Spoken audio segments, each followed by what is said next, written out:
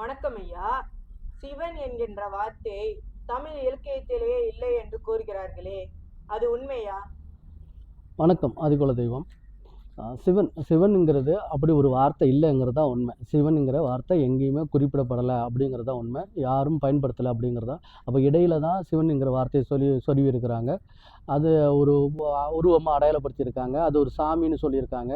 அதனால மக்கள் அதை நம்பி ஏமாந்து போகிறாங்க. அது யாரோ ஒரு தனி இயக்கம் சார்ந்தவங்க, தனி ஒரு ஒரு மதம் வளர்க்கக்கூடியவங்க அப்படின்னு நம்ம பார்க்குறோம்.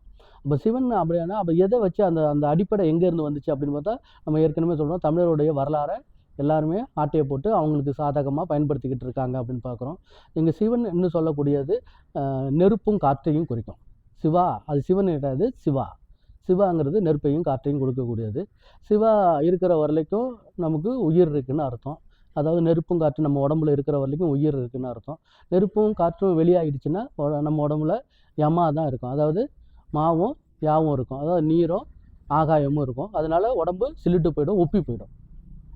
இதுதான் யமா. அப்போ யமன் அப்படிங்கிற விஷயத்தை நம்ம கொண்டுட்டு சிவனுங்கிற விஷயத்தை, சிவா அப்படிங்கிற விஷயத்த வளர்க்கணும். அதாவது யமா அப்படிங்கிற விஷயத்த அழிச்சிட்டு சிவாங்கிற விஷயத்த நம்ம வளர்க்கணும் நம்ம உடம்புல. அதெல்லாம் சேர்ந்தது தான் நமச்சிவாய. நமச்சிவாயன்றது நானா நம்மளை குறிக்கும், மானா நீரை குறிக்கும், வானா வாயுவை குறிக்கும், சீனா நெருப்பை குறிக்கும், யானா ஆகாயத்தை குறிக்கும். இந்த 5 பொருளும் உள்ளடக்கியது தான் ஒரு மனிதனுடைய உருவம். இந்த உருவத்துக்குள்ளே இருக்கக்கூடிய ஆற்றல்களை பிரித்து பார்க்கக்கூடிய ஒரு விஷயந்தான் அந்த சிவா அப்படிங்கிறது. அந்த சிவா அப்படிங்கிறத 2 பொருள் சேர்ந்தது.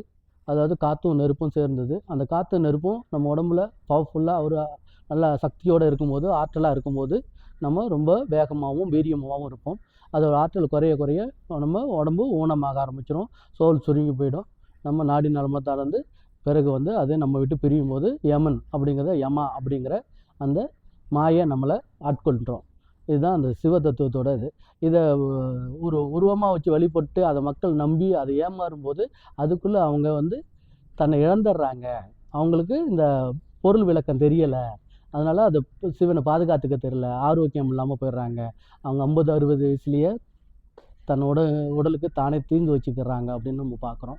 அந்த வகையில் இது நிறைய பேச வேண்டியிருக்கு. தொடர்ந்து பேசுவோம். நன்றி, வணக்கம்.